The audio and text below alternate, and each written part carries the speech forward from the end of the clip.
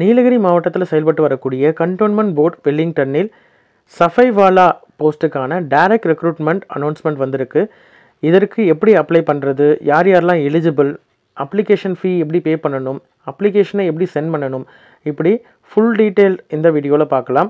First of all இதற்கான last date பார்த்தீங்கன்னா 2/12/2022 5 மணி. சரிங்களா? ஓகே. இந்த போஸ்ட்டை பொறுத்த வரைக்கும் சஃபைவாலா 4 வேக்கன்சிஸ் அனௌன்ஸ் பண்ணியிருக்காங்க. அதில் 2 யூஆர் வேக்கன்சியும் 2 ஓபிசி வேக்கன்சியும் அனௌன்ஸ் பண்ணியிருக்காங்க.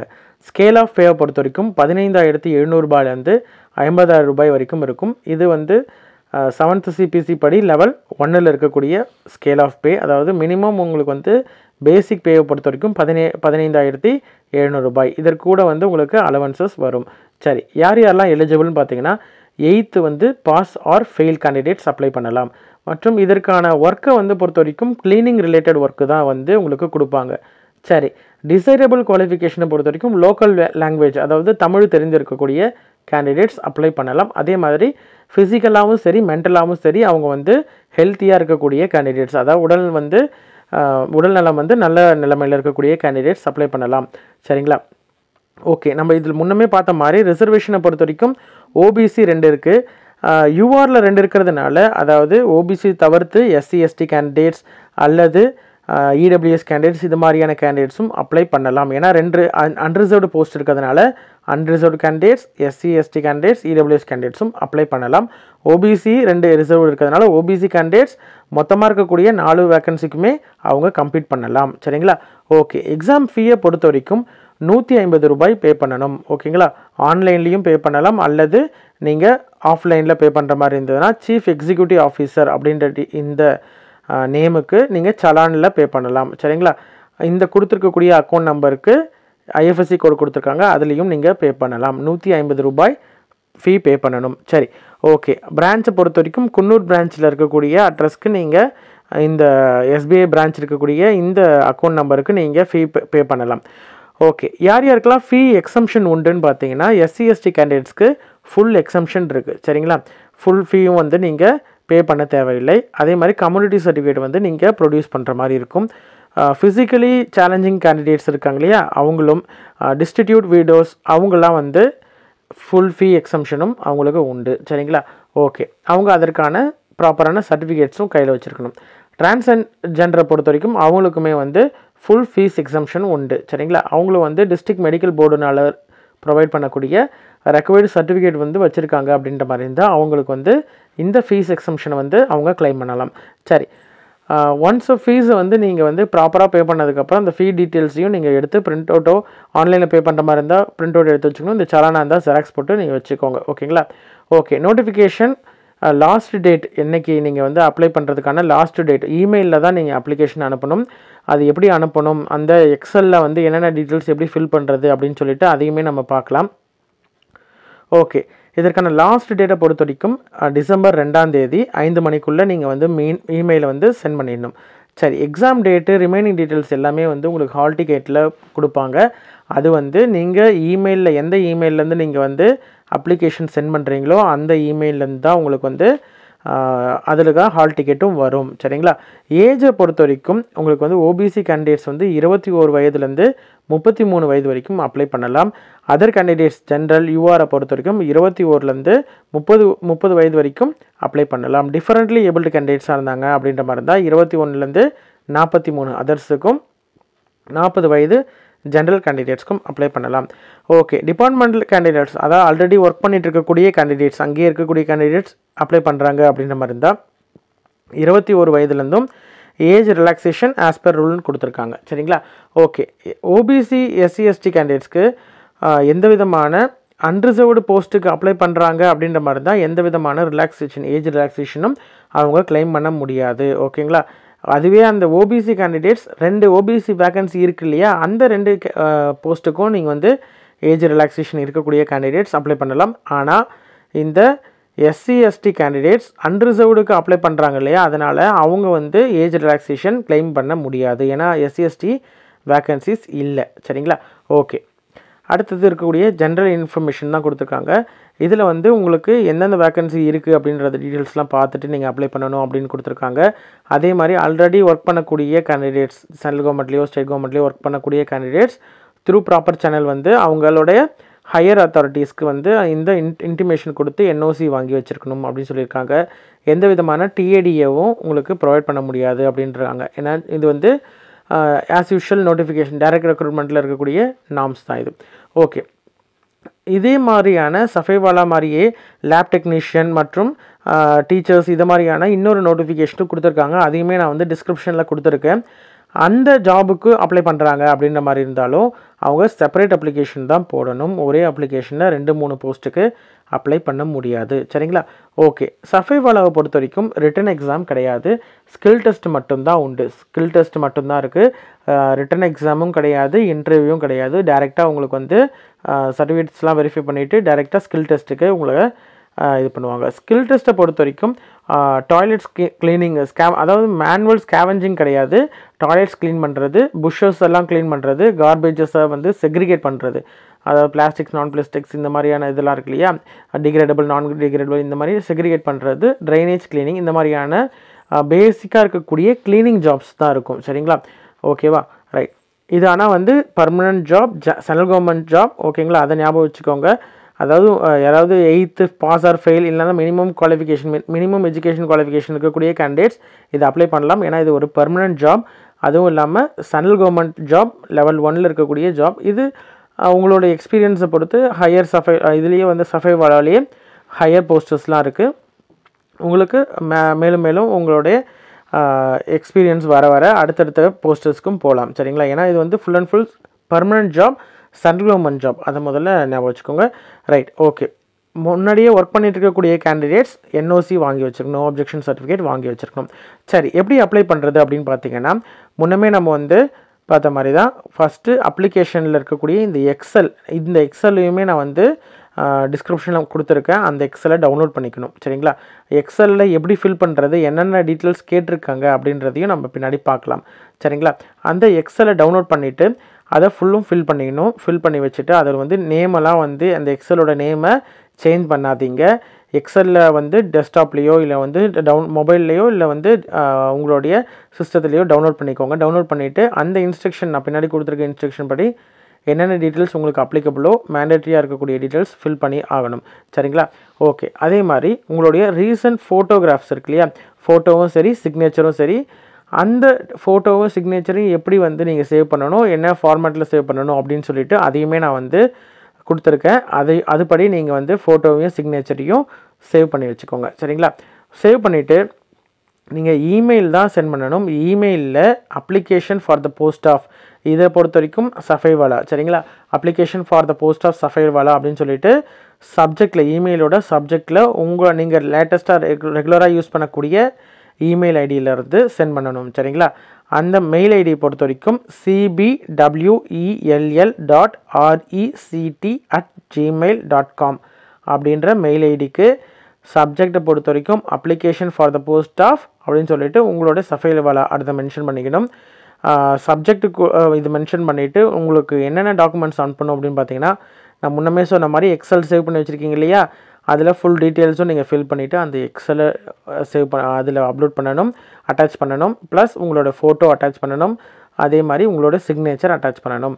இதற்கு கூட நீங்கள் வந்து SC/ST கேண்டிடேட்ஸ், EWS கேண்டிடேட்ஸ் இந்த மாதிரியான கேட்டகரி, OBC கேண்டிடேட்ஸ் அப்படின்ற மாதிரி இருந்தால் கேட்டகரியோடு இருந்தாங்கன்னா கம்யூனிட்டி சர்டிஃபிகேட்டையும் இதற்கூட இன்க்ளோஸ் பண்ணணும். சரிங்களா? ஓகே, இந்த மெயில் ஐடி நம்ம சொன்னோம் இல்லையா, ஸ்க்ரீனில் இருக்கக்கூடிய இந்த மெயில் ஐடி மட்டும்தான் நீங்கள் அப்ளை பண்ணணும். வேறு எந்த மெயில் ஐடியோ இல்லை வேறு எந்த மோட், ஆஃப்லைனில் அப்ளிகேஷன் டவுன்லோட் பண்ணி பிரிண்ட் அவுட் அனுப்புறது அந்த மாதிரியான எந்த விதமான ப்ரொசீஜரும் கிடையாது. ஒன்லி இமெயில் மட்டும்தான் நீங்கள் அனுப்பணும். சரிங்களா? ஓகே, அதே மாதிரி நீங்கள் ஒரு போஸ்ட்டுக்கு அப்ளை பண்ணுறீங்க அப்படின்ற மாதிரி இருந்தால் ஒரு டேரெக்டாக நீங்கள் அப்ளை பண்ணிக்கலாம். 2-3 போஸ்ட்டுக்கு அப்ளை பண்ணுற மாதிரி இருந்தால் 2-3 செப்பரேட் மெயில்ஸ் தான் அனுப்பணும். 2-3 செப்பரேட் அப்ளிகேஷன் ஃபீ பே பண்ணியிருக்கணும். சரிங்களா? ஓகே, எக்ஸலில் இருக்கக்கூடிய மேண்டேட்ரி சிம்பிள் ஸ்டார் போட்டிருக்கோம், அதில் ரெட் கலரில் அந்த ஃபீல்ட்ஸ் எல்லாம் கண்டிப்பாக நீங்கள் ஃபில் பண்ணி தான் ஆகணும். சரிங்களா? டாக்குமெண்ட்ஸையுமே நீங்கள் வந்து டைரெக்டாக சர்டிஃபிகேட் வெரிஃபிகேஷனுக்கு அவங்க லிஸ்ட் அவுட் பண்ணி உங்களுக்கு மெயில் அனுப்புவாங்க. அந்த டைமில் நீங்கள் ஒரிஜினல் எடுத்துகிட்டு வந்தால் போதுமே தவிர இப்போதைக்கு நீங்கள் எந்த விதமான டாக்குமெண்ட்ஸையும் சப்போர்ட்டிங் டாக்குமெண்ட்ஸையும் சென்ட் பண்ண தேவையில்லை. சரிங்களா? ஓகே. அடுத்தது ஒரு அப்ளிகேஷனுக்கும் நம்ம சொன்ன மாதிரி தான் தனித்தனி தான் அனுப்பணும். ஸ்கில் டெஸ்ட்டாக இருக்கட்டும், ரிட்டன் டெஸ்ட்டாக இருக்கட்டும், எல்லாத்துக்குமே வந்து உங்களுக்கு இமெயிலில் தான் வருமே தவிர போஸ்ட்லேயோ வேறு எதுவும் வராது. சரிங்களா? ஓகே. அடுத்து எலிஜிபிலிட்டி வந்து நீங்கள் ஒன்ஸ் அப்ளை பண்ணுறதுக்கு முன்னாடி செக் பண்ணிக்கோங்க நீங்கள் எலிஜிபிளாக இல்லையா அப்படின்னு சொல்லிட்டு. 10th பாஸ் ஏன்னா 8th பாஸ் ஆர் ஃபெயில் சொல்லியிருக்காங்க. அதற்கான சர்டிஃபிகேட் வச்சுருக்கீங்க அப்படின்ற மாதிரி இருந்தாலும் அப்ளை பண்ணலாம். 10th பாஸ் ஆர் ஃபெயில் அவங்களுமே அப்ளை பண்ணலாம். சரிங்களா? ஓகே. உங்களுக்கு ஏதாவது டவுட்ஸ் அப்படின்ற மாதிரி இருந்தால் இந்த மொபைல் நம்பரை காண்டாக்ட் பண்ணலாம், டெலிஃபோன் நம்பர் காண்டாக்ட் பண்ணலாம் அப்படின்னு சொல்லிட்டு கொடுத்துருக்காங்க. சரிங்களா? ஓகே. இது எல்லாமே எக்ஸாம் ரிட்டன் டெஸ்ட் இருக்கக்கூடிய கேண்டிடேட்ஸ்க்கு கொடுத்துருக்காங்க. நமக்கு ஸ்கில் டெஸ்ட் சஃபைவாலாவை பொறுத்த வரைக்கும் ஸ்கில் டெஸ்ட்டு தான் இருக்குது. சரிங்களா? அது நம்ம பார்த்துக்கிட்டோம். ஓகே. எக்ஸலில் எப்படி அப்ளை பண்ணுறது அப்படின்னு சொல்லிட்டு அந்த டீட்டெயிலாக நம்ம பார்க்கலாம்.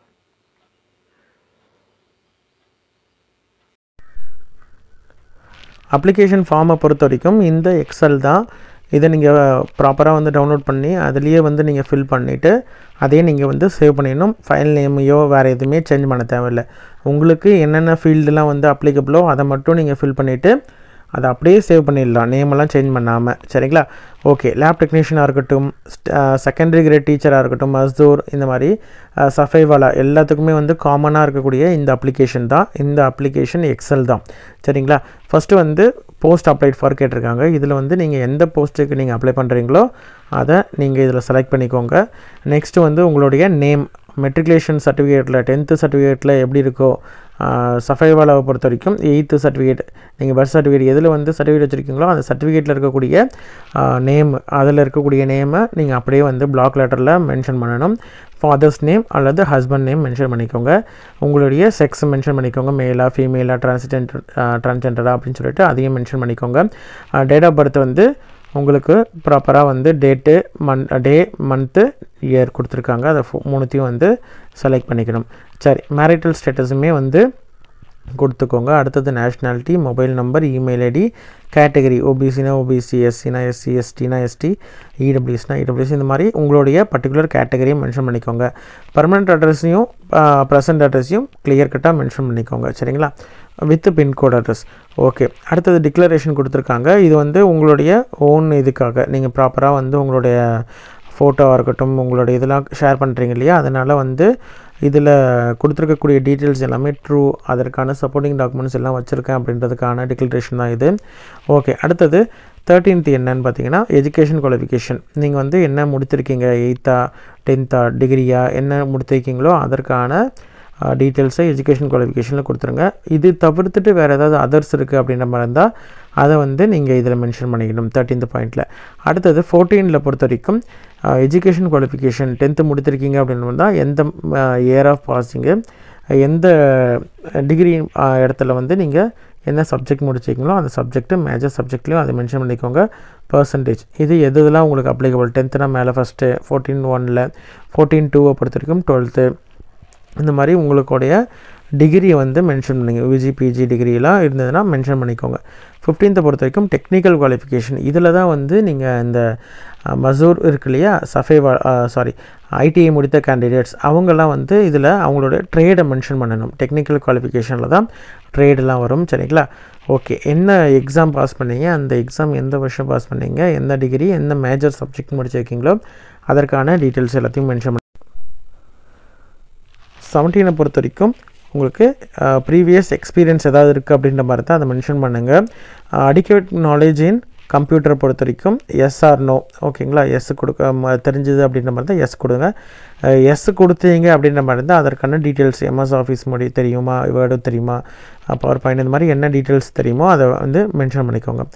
டைப் ரைட்டிங் தெரியும், லோயரா ஹையரா, என்ன முடிச்சிருக்கீங்க, இங்கிலீஷா என்ன முடிச்சிருக்கீங்களோ அதற்கான டீட்டெயில் எஸ் கொடுத்தீங்க அப்படின்ற மாதிரி இருந்தால் என்ன லோயரா ஹையரா அப்படின்னு சொல்லிட்டு மென்ஷன் பண்ணணும். எக்ஸ் சர்வீஸ்மேனா அப்படின்ற மாதிரி இருந்தால் இதில் கொடுக்கணும், அல்லது நோனா நோ கொடுத்துருக்கேன். டிஃப்ரெண்ட்லி ஏபிள்டு கேண்டிடேட்ஸாக இருந்தால் இதில் 23ல் மென்ஷன் பண்ணுங்கள். சரிங்களா? ஓகே. கன்விக்டட் பை கோட்டா அப்படின்னு சொல்லிட்டு அதை கேட்டிருக்காங்க, நோனா நோ கொடுத்துருக்கேன். டிஸ்மிசல் இல்லைனா removal from central or state கவர்மெண்ட்டா அப்படின்னு சொல்லிட்டு இதில் முன்னாடி ஒர்க் பண்ணி டிஸ்மிசல் அதெல்லாம் வந்து இல்லைனா நோ கொடுத்துருங்க. சரிங்களா?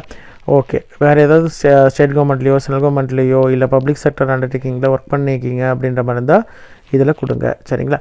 அப்படி இல்லை அப்படின்ற மாதிரி தான் இது நோ கொடுத்துருங்க. அடுத்தது கண்டோன்மெண்ட் போர்டு வெல்லிங்டனில் ஒர்க் பண்ணுறீங்க எம்ப்ளாயரா அப்படின்னு சொல்லிட்டு எம்ப்ளாயா அப்படின்னு கேட்டிருக்காங்க. இது எஸ்னா எஸ் கொடுங்க, இல்லைன்னா நோ கொடுத்துருங்க. சரிங்களா? ஓகே. எஸ் கொடுத்தீங்க அப்படின்ற மாதிரி தான் இதற்கான டிசிக்னேஷன் கேட்பாங்க, அதை கொடுத்துருங்க. ஓகேங்களா? இல்லை வெல்லிங்டன் கண்டோன்மெண்ட் போர்டில் உங்களுக்கு தெரிந்தவர்கள் யாராவது இருக்காங்க அப்படின்ற மாதிரி தான் இதில் எஸ் கொடுங்க.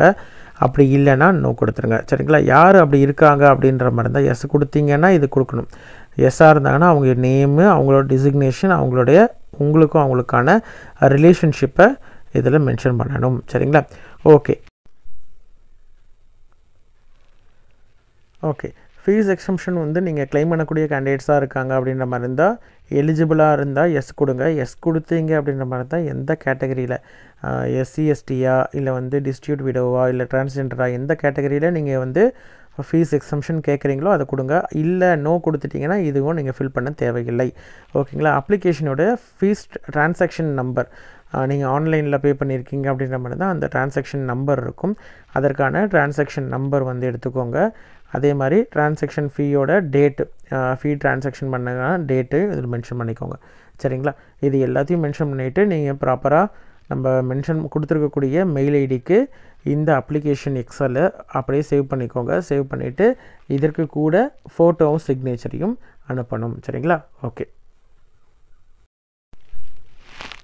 ஓகே. ஃபோட்டோ எப்படி நம்ம வந்து சேவ் பண்ணணும் அப்படின்னு சொல்லிட்டு பார்க்கலாம். ஃபஸ்ட்டு வந்து நீங்கள் ரீசெண்டாக இருக்கக்கூடிய லேட்டஸ்ட்டு ஃபோட்டோவை நீங்கள் சாஃப்ட் காப்பி எடுத்து வச்சுக்கோங்க. அதை வந்து நீங்கள் என்ன பண்ணணும், ரைட் கிளிக் பண்ணி பெயிண்டில் வந்து ஓப்பன் பண்ணிக்கணும். சரிங்களா? பெயிண்டில் ஓப்பன் பண்ணிவிட்டு ரீசைஸ் அப்படின்னு சொல்லிட்டு இந்த இது இருக்கும். சரிங்களா? பெயிண்டில் ஓப்பன் பண்ணிங்கன்னா ரீசைஸ் அப்படின்றது இருக்கும். இந்த க்ராப்புக்கு கீழே அந்த ரீசைஸை கிளிக் பண்ணிங்க அப்படின்ற மாதிரி இருந்ததுன்னா உங்களுக்கு வந்து இது வந்து ரீசைஸ் அண்டு ஸ்கியூ அப்படின்ற ஒரு இது வந்து ஓப்பன் ஆகும் விண்டோ. இந்த இதில் வந்து உங்களுக்கு பிக்சலை கிளிக் பண்ணணும். சரிங்களா? பிக்சலை கிளிக் பண்ணிவிட்டு அதில் 215 ஹரிசாண்டலுக்கு வந்து 215 வெர்டிக்கலுக்கு 215 கொடுத்துட்டு இந்த மெயின்டைன் ஆஸ்பெக்ட் ரேஷியோ அப்படின்றத வந்து டிக் பண்ணிக்கணும். சரிங்களா? டிக் பண்ணிவிட்டு ஓகே கொடுத்தீங்கன்னா உங்களுக்கு வந்து ஃபோட்டோகிராஃப் ப்ராப்பரான சைஸில் ரெடி ஆகிடும். சரிங்களா? அதுக்கப்புறமேட்டு அதை வந்து ஒரு ஜேபிஇஜி ஃபார்மேட்டில் சேவ் பண்ணி வச்சுக்கணும். சரிங்களா? ஓகே. சிக்னேச்சரை பொறுத்த வரைக்கும் நீங்கள் என்ன பண்ணணும் அப்படின்னு பார்த்தீங்கன்னா சேம் ப்ரொசீஜர் தான். ரைட் கிளிக் ஃபஸ்ட்டு சைன் பண்ணிக்கோங்க. சைன் பண்ணி அதை ஸ்கேன் பண்ணி சிஸ்டத்தில் சேவ் பண்ணி வச்சுக்கோங்க. இல்லை பென்ட்ரைவ்லேயோ இதுலையோ சேவ் பண்ணி வச்சுக்கோங்க. அதை ரைட் கிளிக் பண்ணி பெயிண்டில் மைக்ரோசாஃப்ட் பெயிண்டில் ஓப்பன் பண்ணணும். ஓப்பன் பண்ணிவிட்டு நம்ம முன்னமே சொன்ன மாதிரி தான் க்ராப்புக்கு கீழே இருக்கக்கூடிய ரீசைஸ் அப்படின்றத கிளிக் பண்ணிங்கன்னா இது ஓப்பன் ஆகும். இதில் பிக்சல் அப்படின்றத கிளிக் பண்ணிக்கணும். ஹரிசாண்டலில் 215 டைப் பண்ணிக்கணும். வெர்டிக்கல்லையும் 215 டைப் பண்ணிக்கணும். மெயின்டைன் ஆஸ்பெக்ட் ரேஷியோவை டிக் பண்ணிக்கணும். சரிங்களா? டிக் பண்ணிவிட்டு இதில் ஓகே அப்படின்னு கொடுத்தீங்கன்னா உங்களுக்கு வந்து சிக்னேச்சரும் சேவ் ஆகிடும். அதுவும் வந்து ஜேபிஜி ஃபார்மேட்டில் தான் சேவ் பண்ணணும். சரிங்களா? ஓகே.